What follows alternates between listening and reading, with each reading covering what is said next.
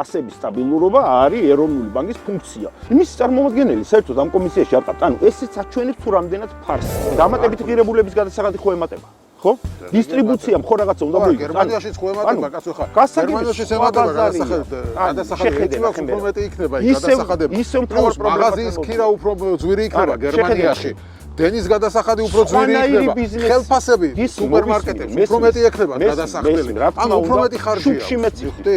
სხვანაირად ყველაფერში მეც იხდება. მაინც უფრო იაფი როგორ გამოდის. ანუ სუსით მდინარაძე იარაღით როდი შემოვა შენთან არიცი, სასამართლოს დავას ანუ სრულ აბსურდს როდის წააგებ ის არიცი, ფარცხალაძესნაირი კრიმინალი როდის მოგადგება ის არიცი, ან ღარიბაშვილისნაირი კორუმპირებული როდის მოგთხოვს ის არიცი. გესმის?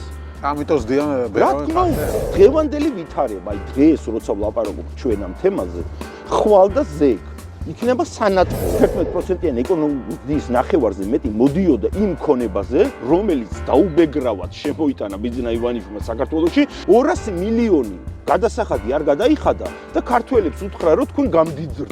აგროჰაბში შევიდა პირველი და გააპიარეს. ხოიცი ვისი ახვლედიანის. ახვლედიანი არის იმის ძმა, ვისთანაც ოფიციალური ვერსიით სახში თორნიკე რიჟვაძემ თვითმკვლელობას წააგო. როგორც წესი, არა მარტო ფასებთან დაკავშირებით ყველგან ეგრე ხდება. ანუ შენ უნდა შექმნა ჯერ პრობლემა და შემდეგ მხსნელად უნდა მოევლინო საზოგადოება. მოგესალმებით. მე ვარ ჟურნალისტი მერაბ მეტრეველი და ეთერშია გადაცემა პოლიტქალაქი. საქართველოში ყველაზე დიდი პრობლემა მოსახლეობისთვის მაღალი ფასებია. ეს არის თემა, რომელზეც ოპოზიციას ყველაზე მეტი უნდა ელაპარაკა და ყველაზე ხმამაღლა ეყვირა. თუმცა იმის ვაგირობთ, რომ ოპოზიციას ეყვირა მაღალ ფასებზე, ხელისუფლებამ დაიწყო ამ თემაზე ლაპარაკი და მაღალ ფასებს ბრძოლა გამოუცხადა. ირაკლი კობახიძემ დაიბარა თავისთან ცალკე დისტრიბუტორები, ცალკე სუპერმარკეტების ქსელების მეპატრონეები და ფასების დაწევა მოთხოვა.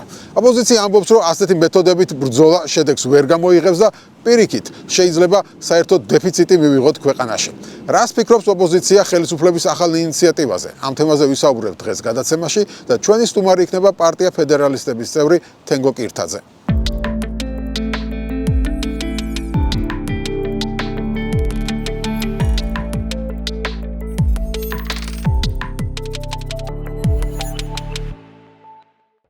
მოგესალმებით, თენგო, მადლობა გადაცემაში მონაწილეობისთვის და დღეს ვსაუბრობთ ფასების თემაზე, იმიტომ რომ ეს თემა გახადა ხელისუფლებამ ერთ-ერთ მთავარ პოლიტიკურ საკითხად.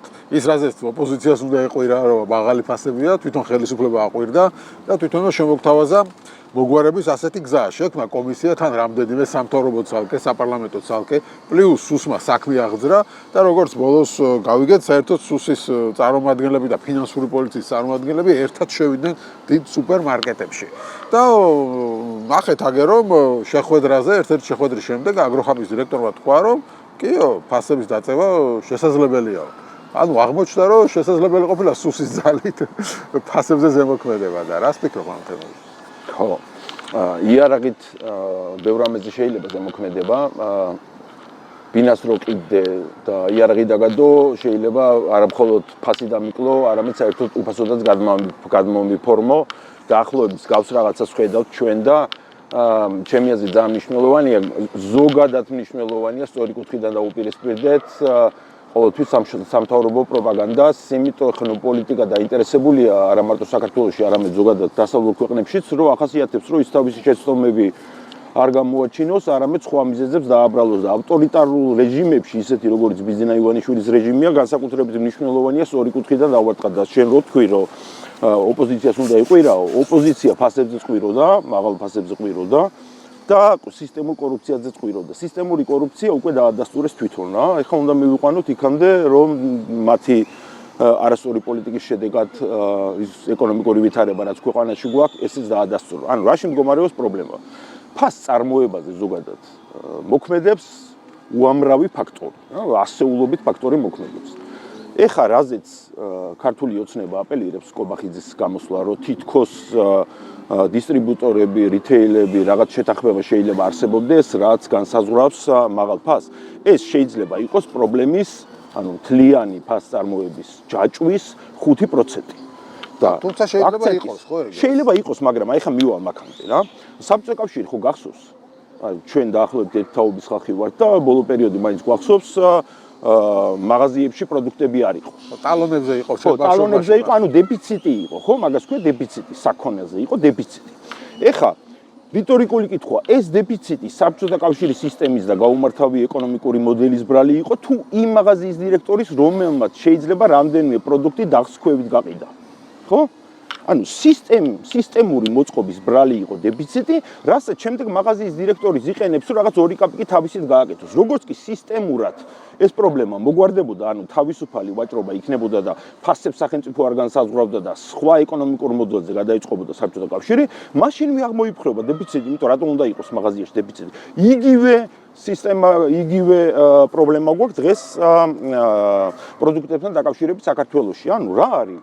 რა მოქმედებს ფასებზე, რა? ზოგადად ბიზნესზე, ეკონომიკურ გარემოზე. პირველი მთავარი, მაგიტო ამბობდა ბენდუქიძე, რომ კითხვაზე თუ რა არის მთავარი ეკონომიკური რეფორმა, ამბობდა დამოუკიდებელი სასამართლო. ხო, ვითომ შეიძლება რა შვაში ეკონომიკა და დამოუკიდებელი სასამართლო, მაგრამ პირველია მართლა, იმიტომ დამოუკიდებელი სასამართლოს არარსებობა განაპირობებს შემდეგ პრობლემების მთელ ჯაჭვს, რომელიც ურთიერთქმედებაში შედიან ერთმანეთთან და ჩვენ ვიღებთ ისეთ გარემოს, როგორიც არის საქართველოში. არასწორი ფისკალური და მონეტარული პოლიტიკა ქართული ოცნების. ეხლა მაგალითი რო ავიღოთ, ბოლო 5 წლის განმავლობაში ფულადი მასა საქართველოში გაიზარდა დაახლოებით 2.5-ჯერ. როგორ ეს M2 მასა, ანუ ფული მიმოქცევაში. მე იმას არ ვამბობ, რომ ერთ-ერთში იწვევს ფულადი მასის გაზრდა ინფლაციას და ანუ ფასების ზრდასაც, მაგრამ რომ მასშტაბი რო გვესმოდეს ეს რამ ხელა, იგივე პერიოდში რუსეთი რო ავიღოთ, რომელიც მე-5 წელი იწყება ამ ხელა ომშია ჩაფლული და ყველაფერი სახელმწიფოსია, ყველაფერი სახელმწიფომ უნდა დაასტიმულიროს, ბევრი სუბსიდიები ჭირდება და ანუ ფული ჭირდება სანქციების პირობებში და თვითონ ბეჭდავს.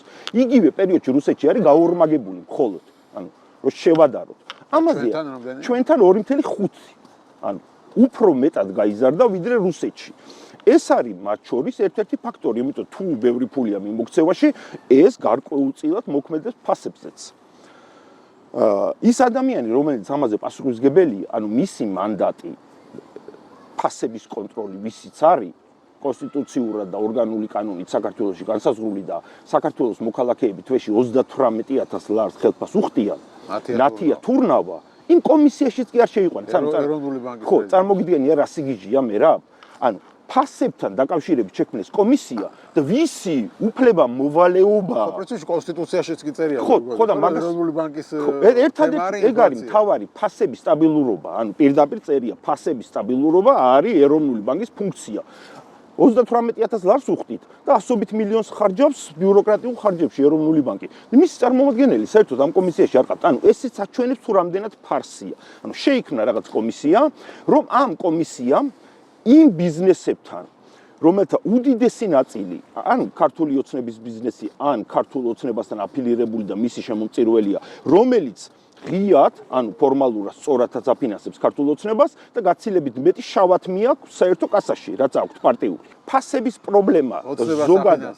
ანუ ოცნებას აფინანსებენ და ეხლა ოცნება ცდილობს მათ რაღაცები დააძალოს. ოცნებამ მათ არაფერში არ დასჭირს, იმიტომ საკუთარ თავს ხო არ დასჭირა. თუ რაღაცაზე გაურიგდება, დაუშვათ რა, ჩვენ ხო არ ვიცით რა მოხდება.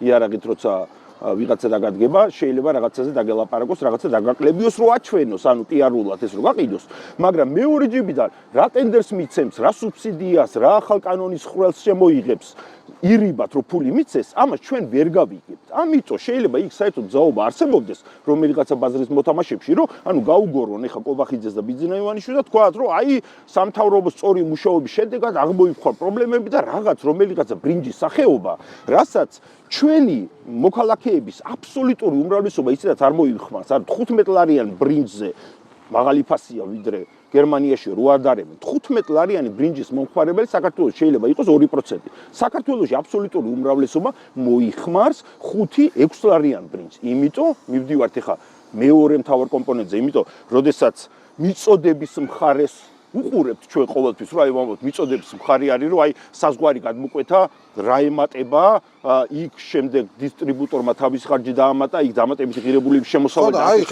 მოთხოვნის მხარეს უნდა შევხედოთ. მოთხოვნის მხარე ნიშნავს ყიდველ უნარიანობას. გავიგე, მაგრამ ჩვენთან საშუალოა ამბობს, რომ საზღვრიდან მაღაზიამდე 86% ემატებაო და ეს ბევრია ძალიან. ხო, ბევრია ვინ დაადგინა. რანაირად შეიძლება ქვეყნებშიო. ხო, იგივე საწყობიდან მაღაზიამდე გაცილებით ნაკლები. იმიტომ ახდება, რომ უამრავი მილიონი ფაქტორია, იმიტომ დიდი ეკონომიკა, როდესაც რაღაცა შეისყიდის მაგალითად, პირობითად.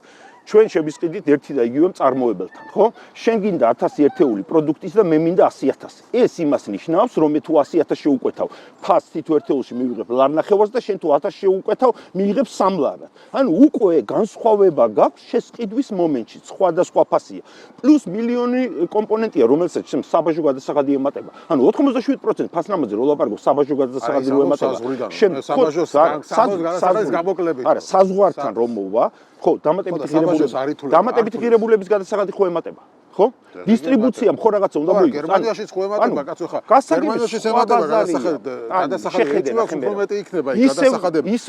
მაღაზიის ქირა უფრო ძვირი იქნება გერმანიაში. დენის გადასახადი უფრო ძვირი იქნება. ხელფასები სუპერმარკეტებში უფრო მეტი ექნება გადასახდელი. ანუ უფრო მეტი ხარჯია. ხდი? სხვანაირად ყველაფერში მეციხდება, მაინც უფრო იაფი როგორ გამოდის. იმიტომ რომ სხვანაირად იგეგმება ბიზნესი გერმანიაში, სხვანაირად იგეგმება ბიზნესი საქართველოში. საქართველოში რისკიან გარემოში, სადაც არ არსებობს სასამართლო, არის კორუმპირებული გარემო, არასწორი ფულად საკრედიტო პოლიტიკა, მონეტარული პოლიტიკა, იქ იგეგმება ამ რისკიან გარემოში ბიზნესი იგეგმება, ანუ სწრაფად უნდა გაკეთდეს რაღაც შენმა კაპიტალმა უკუგება უნდა მოგცეს სწრაფად. იმიტომ რომ საშუალოდ ერთი ქართველი თვეში ხარჯავს 540 ლარს. ანუ უნდა წარმოვიდგინოთ ეს 540 ლარს. ხარჯავს თვეში საშუალოდ. მაშინ როცა გერმანელი ხარჯავს 5000 ლარს. ხედავ, აი ესეთ ეკონომიკაზე შენ შეგიძლია ხანგრძლივი პერიოდზე დაგეგმო ბიზნესი, იმიტომ დაზღვეული ხარ, ზუსტად იცი შენი შემოსავალი რა არის და საქართველოში არ იცი ხვალ რა მოხდება. ანუ სუსით მდინარაძე იარაღით როდი შემოვა შენთან არ იცი, სასამართლოს დავას, ანუ სრულ აბსურდს როდის წააგებ ის არ იცი, ფარცხალაძესნაირი კრიმინალი როდის მოგადგება ის არ იცი, ან ღარიბაშვილისნაირი კორუმპირებული როდის მოგთხოვს წინს ის არ იცი. გესმის? ამიტომ ზდიან ბერავენ რა თქმა უნდა, სხვანაირად ოპერირება გიწევს, შენ ამას უბრალოდ ვერ შეადარებ. და ჩვენ როცა ვლაპარაკობთ იმაზე, რომ ევროპაში გვინდა, ესეც ერთ-ერთი ფაქტორია. ჩვენ მარტო იმაზე კი არ ვილაპარაკობთ, რომ უნდა ილაპარაკოს აქ სახელმწიფომ და ოპოზიციამ ან სამოქალაქო სპექტრმა, რომ რაღაც პროდუქტი ღირს პირობითად 5 ლარი და ძვირია ძალიან საქართველოს მოქალაქეებისთვის. საქართველოს მოქალაქეებისთვის 5 ლარიანი პროდუქტი რატოა ძვირი მაგაზე უნდა ვილაპარაკოთ. ისევ 540 ლარზე მივდივართ. წარმოგიდგენია, ანუ 10 ჯერ ნაკლები ვიდრე გერმანიას. ხო და ეგა ცოტა აი ადამიანისთვის ეს არის ძალიან გაუგებარი, ხო? გერმანიაში უფრო დიდი ეკონომიკა, უფრო მეტი შემოსავალი აქვს და პროდუქტი ღირს უფრო იაფი. ჩვენთან უფრო დაბალი შემოსავალი აქვს, ხალხს უფრო ღარიბები ვარ და პროდუქტი ღირს უფრო ძვირი. და ნუ ერორია რა ამ ადამიანის კონტექსტში ხა. შენაირად გამოდის ეგრე. რა ზუსტად ეგრე რისკები. სადაც მაღალი ეკონომიკა, იქ ინფლაციაც უფრო ძვირი. ვინ აიღებს საბანკო კრედიტს უკეთესი კონდიციებით? მდიდარი თუ ღარიბი, რომლის ყიდველ უნარიანობა კითხვის ნიშნის ქვეშ არის. ანუ ყველაზე ღარიბები ბანკშიც რო ვერ იღებენ კრედიტს, ხო იცი? და შემდეგ ან ლომბარდებში მიდიან, ან რაღაც 30%-ზე უნდა აიღონ. ესეც ხო უსამართლობა, სინამდვილეში რომ დაფიქრდები, ესეც რისკებიდან გამომდინარეობს. ანუ ბიზნესმა უნდა გათვალოს რისკი, ანუ თავისი ამონაგები როდის მიიღებს და დაზღვეული იქნება თუ არა მეტნაკლებად იმ სამართლებრივი სივრცეში, რომელიც არის ქვეყანაში. ასე იგეგმება. და ჩვენთან რადგანაც ყველა ფაქტორი მორყეულია და ყველაფერი ივანიშვილის ბრალია, ანუ მისი რეჟიმის ბრალია, იმიტომ სასამართლო რომ მიტაცებულია ივანიშვილის ბრალია. მის მიერ დანიშნული ჩინოვნიკები ყველა კორუმპირებული რო არიან, მისი ბრალია და ამას უკვე თვითონაც აღიარებს, ხო? ოღონდ deep state და ვიღაც, ანუ ღარიბაშვილმა ძალიან ბევრი გთამი რო აიღო, ლილუაშვილმა ბავშვებს რო საბავშვო ბაღიდან ფული მოპარა და ვიღაც თურქ ბიზნესმენებს რო მიეყიდა $1,000,000 ეს ყოფილა თურმე deep state-ის ბრალი და არა ბიძინა ივანიშვილის, რომელმაც ქვეყნის მხსნელად შემოგთავაზა ეს კადრები. და ჩვენ ეხა მოვდივართ და ვლაპარაკობთ იმაზე, რომ აი ის დისტრიბუციის კომპანია 5%-ით მეც ხო არ იღებს. ანუ ეგ ბიზნესში რა საქმეა? ანუ შენ თუ მაგალითად მარჟა შეგიძლია ბიზნესში დაიჭირო 25%. თუ გაძლევს ეს ბაზარი ამის საშუალებას, დაიჭერ 25%. თუ მაგრამ თუ ეგ არის არაკონკურენტული გარემო, ერთმანეთში გარიგება თუ ხდება, ეგ ხო აღარ არის უკვე სამართლიანი კონკურენცია. არა, შეხედე ნახე, ერთმანეთში. საუბარია რაღაც კარტელურ გარიგებებზე. ხო და ნახე შეხედე ეს კარტელური გარიგებას და ეს მონოპოლიური რაღაცეებიც, ან როგორი რაღაცა იცი, თეორიული პრობლემები, რომელიც შეიძლება ესე შემოიტანო ისე, რომ არავინ ფაქტობრივად მის შინაარს არ დაუკვირდება და ანუ პრობლემის იდენტიფიცირება გეგონება რომ მოახდინე, აი კარტელური გარიგება და მონოპოლიური სამსახურის არარსებობა, ეგეც სისულელებზე და მთავარ პრობლემებზე, აი წითელი ქაშაყის ტაქტიკა. ანუ წითელი ქაშაყის ტაქტიკა ფილმში ან ნაწარმოებში საეჭვო პერსონაჟს რო შემოიყვანს, თქვათ მაგალითად. გამოჩნდა საეჭვო პერსონალი, რომ იფიქრო იმაზე, რომ აი მაგალითად ეს უნდა იყოს ბოროტმოქმედი, რადგან დიდი ხნის განმავლობაში ვერ გაიგო ვინ არის ნამდვილი ბოროტმოქმედი და ბოლოს გაარკვიო ეს, რომ თავიდანვე არ იცოდა. ზუსტად ეგრეა, ამაზე მიდის აქცენტი. ანუ შეხედე, ნახე, კარტელურ გარიგებაზე როცა ლაპარაკობ, რა არის კარტელი? შეთანხმება, ხო? შენ თუ ბაზარზე ყავს მაგალითად რამდენიმე მოთამაშე და ისინი შეთანხმდნენ რომ ფასებზე მოელაპარაკონ, ამას არ დაუწიონ, ხო? ეს სიგნალი ხო მიდის რომ ფასი მაღალზია სხვა ბიზნესებზე. ვიღაცა რიტეილს კი არ არის მიბმული ან უძრავი ქონების სააგენტოს კაპიტალს აინტერესებს უკუგება, მოგება. მე თუ დავინახე უძრავ სექტორში თუ ვაკეთებ ბიზნესს და დავინახე რომ საცალო ვაჭრობა გაცილებით დიდ მარჯვას მიტოვებს ბიზნესის, მე იმათი შეთანხმება ფეხებზე არ მკიდია, შემოვალ ჩემი კაპიტალით, იმათ გავაკონტროლებდი და მე ვიშოვი მილიონებს, იმათ მაგივრ. ესე ხდება. ანუ თავისუფალია ბაზარი. ხო, დაინახე შეხედე, მივდივართ პრობლემადან. თავარ პრობლემამდე მივდივართ. ამიტომ არ უნდა მივცეთ საშუალება ამაზე აპელირების, ანუ ეს პროპაგანდის სამსახური გამოვა უნებურად და გაუთვითცნობიერებულად, იმიტომ ძირითადი 95% აი ესე რო ავიღოთ ეხა უხეშად რო დავყო რა, ანუ ამ პრობლემის 95% არის ივანიშვილის რეჟიმის დამსახურება, მის მიერ გამოწვეული. და თუ ჩვენ ამას გამოვასწორებთ, ანუ დამოუკიდებელ სასამართლო გვექნება, უსაფრთხოების პრობლემას მეტნაკლებად გადავჭრით, კორუფცია ამოიძიება, ბაზარზე შესვლა, თავისუფალ არა, ნახე. ხელოვნარიანობა ერთ დღეში ხო არ გაიზრდება. არ გაიზრდება ეტაპობრივად. ხო და ერთ დღეში მაგ მოლოდინი არ უნდა კონდეს. ყველა ვინც გვეუბნება, რომ საქართველოში მოქალაქის ხელოვნარიანობას ერთ დღეში გაზდა შეიძლება, ის არის მატყუარა. ხო და მატყუარა ეგრე უნდა ვამხილოთ, მაგრამ ჩვენ გვაქვს ყველანაირი შესაძლებლობა. მათ შორის ევროპის კავშირში ინტეგრაციის გზის გაგრძელებით, რაზეც უარი თქვენ, რომ ქართველების ყიდველუნარიანობა გავზარდოთ. ჩვენ ეხა FDI რო იქნებს ყოველწლიურად ეკონომიკური ზრდა ყველაზე მაღალი გვაქვს ევროპაში. ანუ ეხა ეს გასაგებია ეგეც კი, არის, ნახე შეხედე რა ხდება.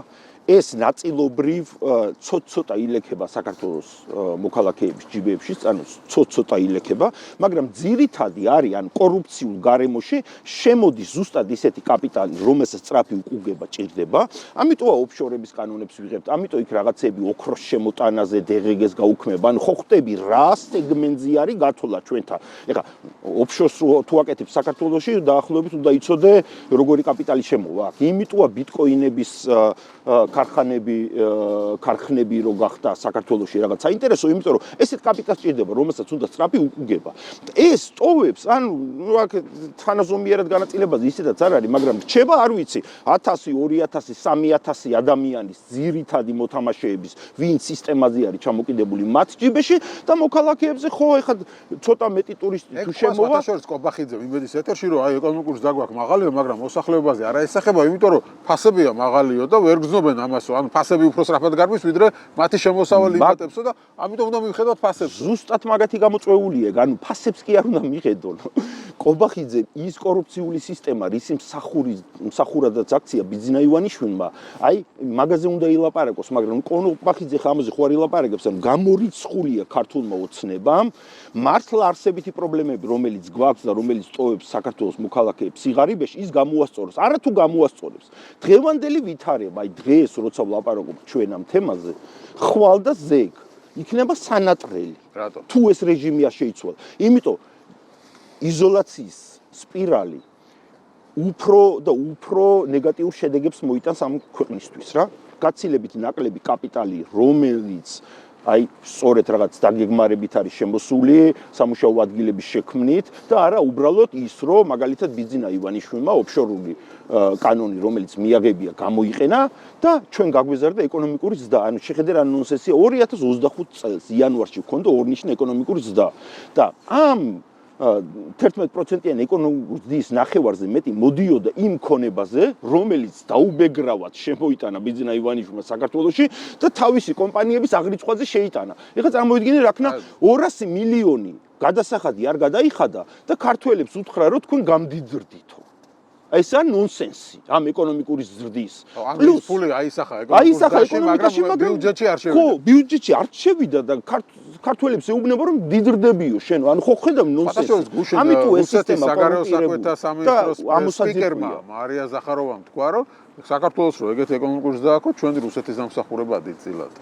ხო, ამაში არის. გაუკონკრეტებია ხა რა, ანუ 2022-ში, როდესაც ომი დაიწყო და შეიჭრა ფართომასშტაბიანი განახორციელა უკრაინაში, მაშინ იყო კაპიტალის გადინება რუსეთიდან. საწყის პერიოდში. ანუ ჩვენთან შემოვიდა დაახლოებით 3-4 მილიარდი დოლარით მეტი, ვიდრე როგორც წესი შემოდის. და პატარა ეკონომიკის პირობებში 3.4 მილიარდი დოლარი ხო ამან დაადებია. ხო, მაგრამ იმიტომაც მერეც გაგრძელდა მაღალი ეკონომიკა. გაგრძელდა იმიტომ, რომ ჩვენ ვართ ომის პროფიტიორი, ანუ ბენეფიტს ვიღებთ უკრაინის ომიდან ეკონომიკური თვალსაზრისით. იმიტომ, რომ მომიჯნავე, ანუ მოსაზღვრე ქვეყანა ვართ და ვართ გზა, რომელიც ატარებს სანქცირებულ საქონელს. ეს იმას კი ანიშნავს, რომ აუცილებლად ბიძინა ივანიშვილი ან კობახიძე უნდა იყოს ჩართული ამაში. ანუ სქემა ეგეთი, რომ საქართველოში შემოდის, იმპორტზე გადის, შემდეგ რეექსპორტზე. უზბეკეთში რანაირად შეიძლება ძვირადღირებული მანქანების რეექსპორტი გაზრდილიყო წლების განმავლობაში ყოველ წელს უზბეკეთში იზრდებოდეს 300, 400, 500%. ხო ხტები?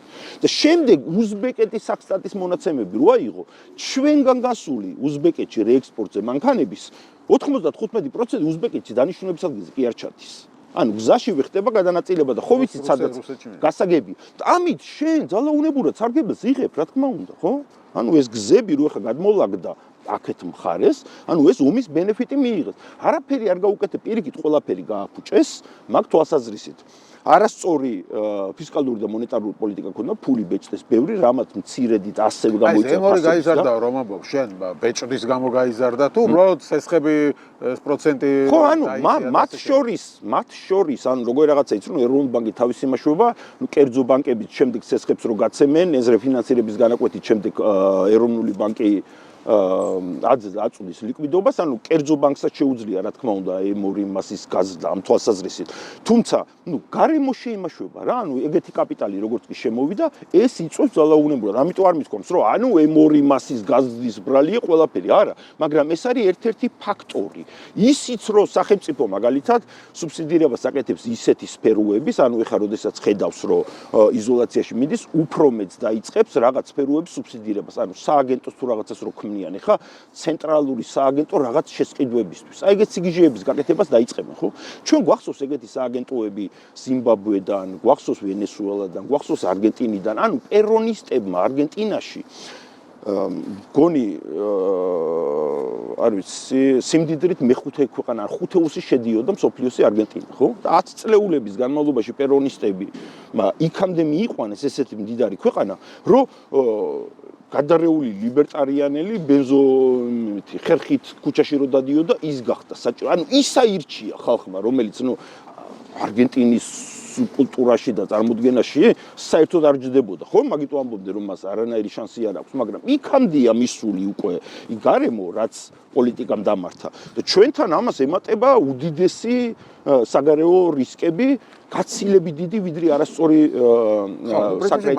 მადუროც შევარდა, ხო, რაღაცა ჯარით სუპერმარკეტებში თუ პოლიცია. 2013-ში შევარდა მაგალითად, როდესაც ელექტრონიკის საქონელზე ფასების დარეგულირების მცდელობა ქონდა, ნაწილობრივ დარეგულირების. შემდეგ 2015-ში სურსათ, იმიტომ ასე პოპულისტური ქმედებები, აი რასაც კობახიძე აკეთებს, რომ აი ხა ჩვენ რადგანაც კვლევებში ამოდის, რომ მოქალაქეები ფასებს მტკივნეულად აღიქვამენ, იმიტომ ხო სამი მთავარი ის არის ფასები, დასაქმება, ეკონომიკური მდგომარეობა, ანუ სიღარიბე, ეს არის რაც თანმდევი პროცესია ივანიშვილის პერიოდის საქართველოსი. ანუ არ იცვლება ეს.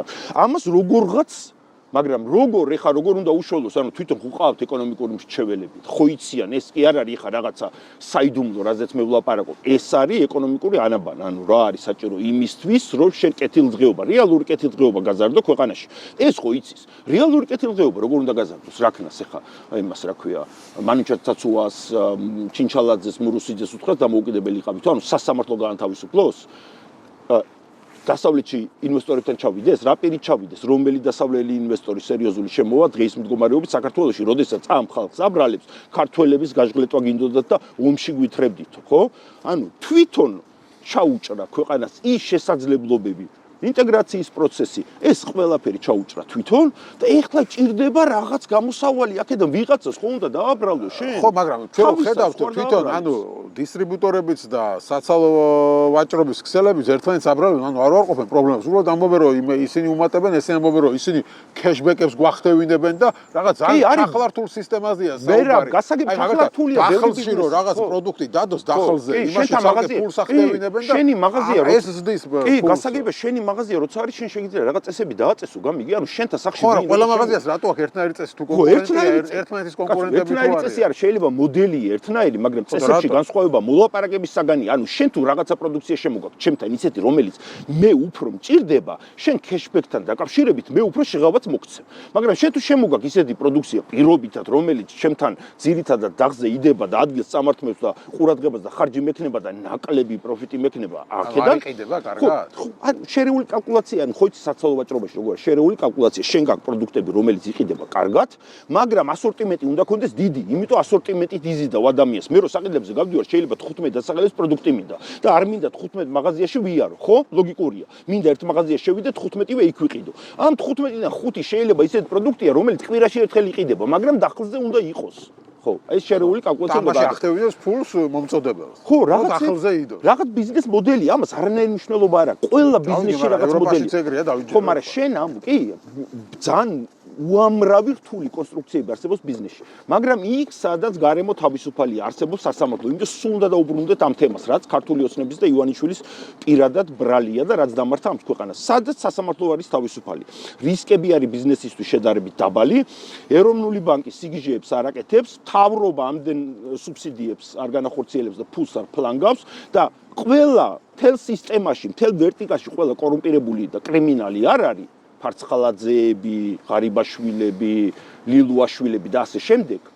იქ გარემოა ისეთი, რომ აი თუ ვიღაცა კეშბეკებით მაგალითად თავის პოზიციას იყენებს, იმას ექნება პრობლემა.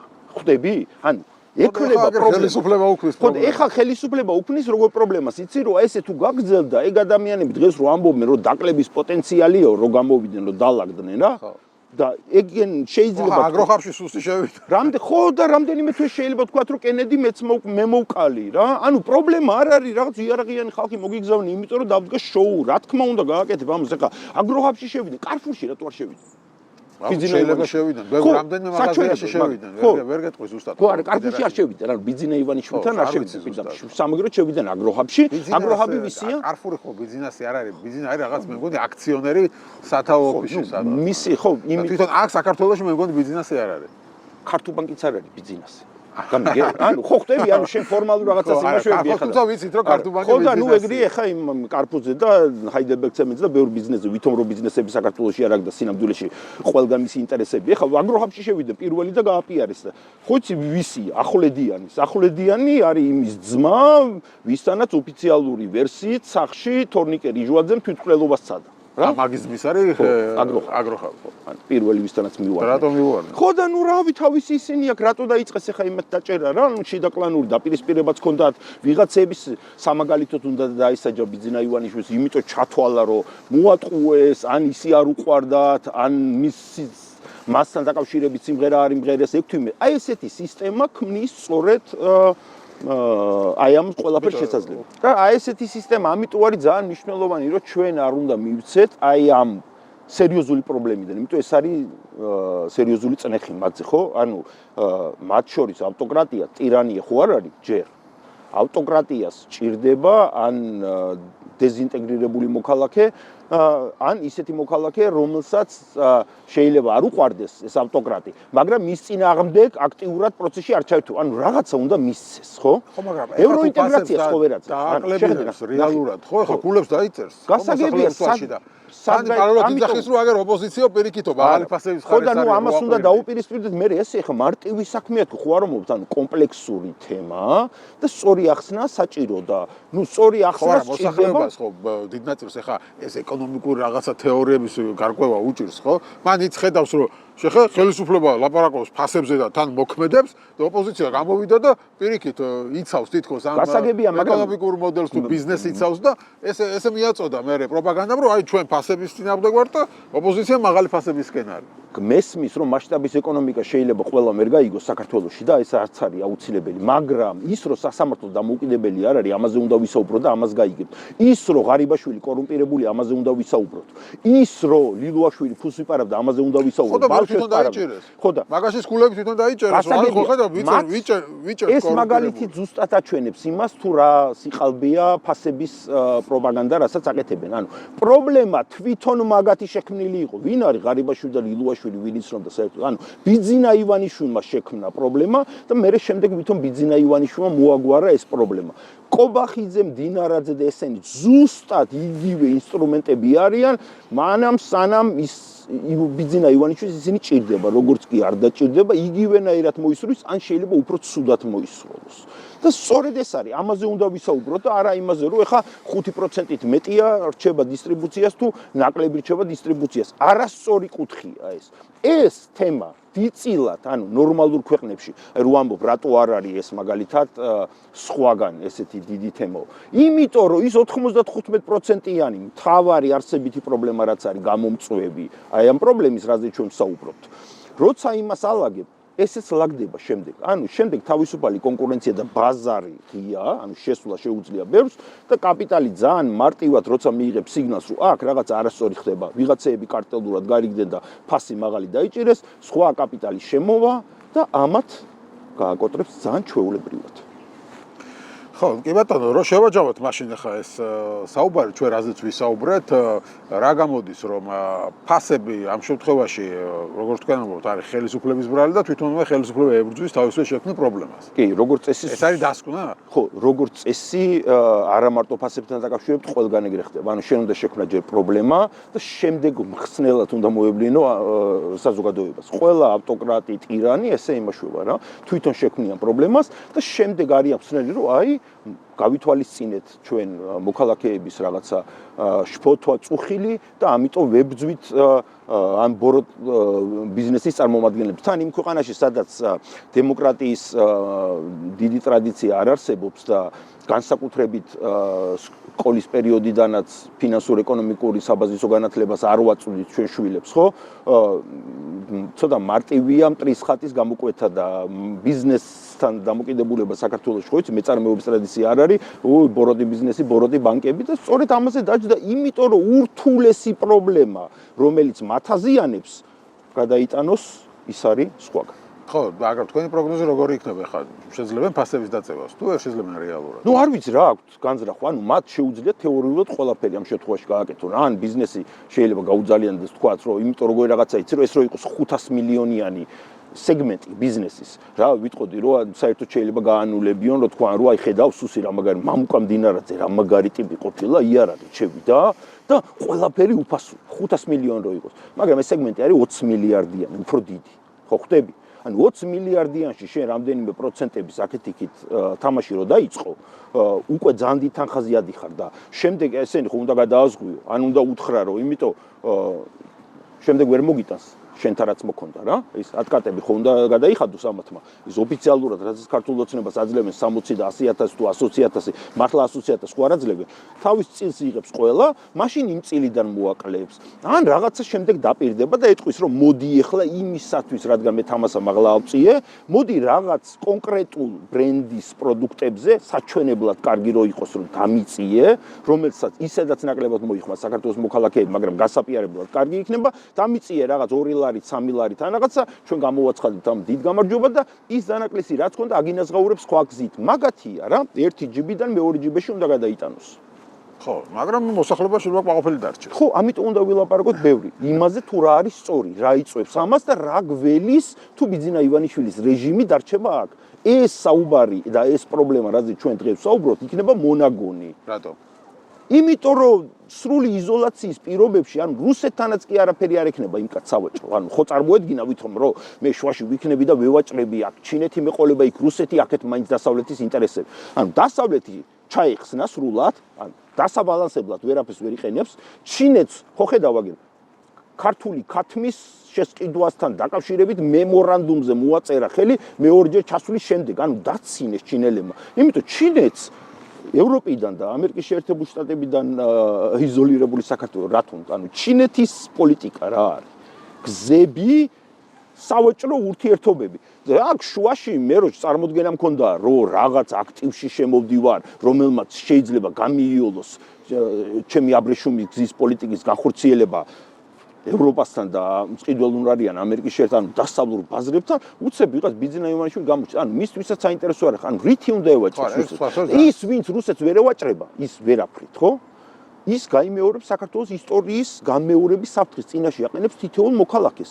მაშინ როცა თუნდაც ის ბოლშევიკები, რომელიც წითელ არმიას, მე-11 არმიას საქართველოში შემოუწყდნენ და საქართველოს ოკუპაცია მოახდინეს და ბედნიერები იყვნენ, ის ბოლშევიკები ახლო მომავალში შემდეგ იქედან რამდენიმე წლის შემდეგ და ბოლო ნაწილი 1927 წელს თვითონ დახვრიტეს იმათმა რა. ანუ ის ადამიანები, ვინც ამ კორუმპირებულ მოძალადე რეჟიმის ჭანჭიკად დღეს ფიგურირებენ, ისინი დაიღუპავენ თავს, საკუთარ შვილებს დაღუპავენ. ხვალ და ზეგ, თუ ჩვენ ეს რეჟიმი ვერ ჩავანაცვლეთ. ამიტომ არის აუცილებელი, რომ პოლიტიკურმა სეგმენტმა ერთხელ და სამუდამოდ გაიაზროს, რომ საქართველოში აქეთ ხარ ეს ოპოზიციის მხარე საერთოდ არ ჩანს არაფერი, რამაც შეიძლება პრობლემა შეუქმნას. არა, მე ეგრე არ ვიტყოდი. ანუ შეხედე ნახე, პირველი ზალა არ ჩანს, ზალის ცენტრი. მაგაზე ზალის ცენტრი, ანუ ზალის ცენტრს შენ ვერ გამოკვეთავ ხელოვნურად. ანუ ხელოვნურად ზალის ცენტრის გამოკვეთა საქართველოს ნაირ ქვეყანაში თან, რომელიც ავტოკრატიას ებრძვის, არის უაღრესად კომიკური. ანუ თავს გაინადგურებენ ადამიანები, რომლებიც გამოკვეთა შეეცდებიან ხელოვნურად რაღაც პროცესების ფორსირებას. ეს იქნება 4-ში ვიწყებთ, 4-ში ვამთავრებთ, ნაწილი 2. მერწმუნე.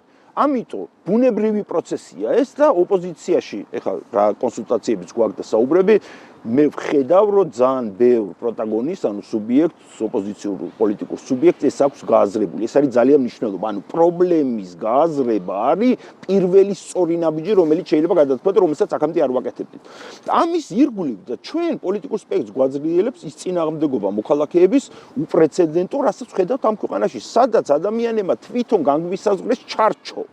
ანუ არაფერი არაორგანული და ავტოკრატიული არ მიიღეს. 14 თვეა ქუჩაში არიან და მიუხედავად იმისა, რომ ჯოჯოხეთი გაატარა ბიძინა ივანიშვილის რეჟიმს ეს ადამიანებმა, მაინც არ დათანხმდნენ არაფერზე, რაც ანუ ფსევდოა, ყალბია თვითონ, იმიტომ გრძნობენ უკვე საზოგადოება იმდენად გაიზარდა, რომ დაკვეთა გააჩინა, რომ ქვევიდან ზევით მე უნდა განსაზღვრო ამ ქვეყნის მომავალი და შენ პოლიტიკური სპექტრი ხარ ინსტრუმენტი იმის განსახორციელებლად, რაც მე მაქვს ჩაფიქრებული. ეს არის სწორედ დემოკრატიულ დაკვეთა. ამ დემოკრატიულ დაკვეთას პოლიტიკური სპექტრი როგორც კი უპასუხებს, სათანადოდ უპასუხებს, მაშინვე მოხდება ძალის ფორმირება, იმიტომ ძალა რაში მდგომარეობს? ძალა არის ნდობის საკითხი, მე რა, ნდობა უნდა დავაბრუნოთ.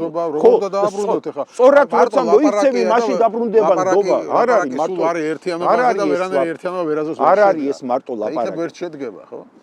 არ გამოვრიცხავ არაფერს მომავალთან დაკავშირებით, ხო? მაგრამ იმედიანად ვარ განწყობილი, იმიტომ ამ ადამიანებს შეიძლება ყველასთან ერთად ვერ მოხდეს რაღაცაზე ჩამოყალიბება, მაგრამ უკვე ბევრი პოლიტიკური მოთამაშეა, რომელსაც შეიძლება ამ წესების მიღება, რაც პროტესტმა მას შესთავაზა, მას საერთოდ არ სურდეს, იმიტომ შეიძლება არაკონკურენტულად ვრიდეს თავისად თავს, მაგრამ ესმის და გააზრებული აქვს, რომ ეს არის ერთადერთი სწორი გზა და ამ გზაზე უნდა გავაგრძელოს სიარული. სხვა შანსი ჩვენ ქვეყანას არ აქვს.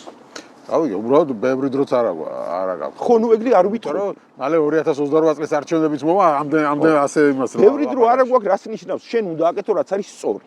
ხო გესმის? და როდესღაც მოიტან შედეგს ეს. როდესღაც როდის? ხო, როცა მოიტანს. თუ არ 20 წლის მერე. თუ არასწორს აკეთებ, არასდროს შედეგს არ მოიტანს. ანუ სწორი არის ის, მაგალითად უკრაინელები დღეს რომ წინააღმდეგობას უწევენ რუსებს თავისი სამშობლოს დასაცავად, ეს არის სწორი. მე-5 წელი იწყება და იარაღით ხელში სანგრებში არიან, ჯოჯოხეთს გადიან, მაგრამ მაინც იბრძვიან, იმიტომ იციან რომ ეს არის სწორი. თუნდაც სახელმწიფოებრივი შენარჩუნება, თუნდაც დამოუკიდებლობის შენარჩუნება და თუნდაც საკუთარი ოჯახების დაცვა. და ჩვენ არ გვაქვს არც იმის უფლება და არც ფუფუნება, რომ დავდგეთ საქართველოში და ვიწწუნოთ იმაზე, თუ რატო არ იწყება 4-ში და რატო არ მთავრდება 4-ში, იმიტომ ეს არის სიყალბე. ჩვენ უნდა ვიაროთ სწორი გზით. მაშინ გვექნება შანსი. მე ვლაპარაკობ შანსზე. გასაგებია, მადლობა დიდი გადაცემაში. მადლობა, მე რა პირიქით.